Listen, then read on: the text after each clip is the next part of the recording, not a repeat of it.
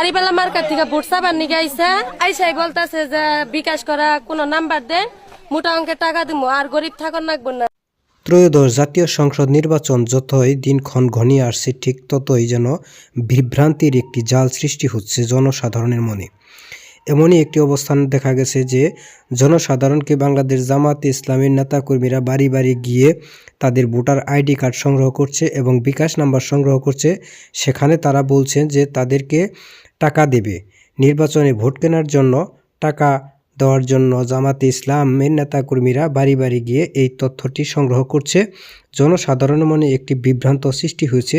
এখন জনসাধারণ পরে আমি বলছি যে হইলো দাড়িপাল্লা মার্কায় ভোট দিমু, আমার বিকাশ নাম্বার দিয়ে আপনি কি করবেন, যারে খুশি তারে ভোট দিমু। কয় না, দাড়িপাল্লা মার্কায় ভোট দিবেন, আপনি চলার মতন ব্যবস্থা করে। দাঁড়িপাল্লা মার্কায় ভোট দিলে তাদেরকে চলার ব্যবস্থা করে দিবে, এটাই তাদের বক্তব্য এবং তারা এই ধরনের কথাবার্তা বলেই সাধারণ মানুষের কাছ থেকে ভোট সংগ্রহের চেষ্টা চালিয়ে যাচ্ছে। ইতিমধ্যে গণমাধ্যমে এইগুলো খবর প্রচার হয়ে যাচ্ছে, সোশ্যাল মিডিয়ায় ভাইরাল হচ্ছে এই খবরগুলো।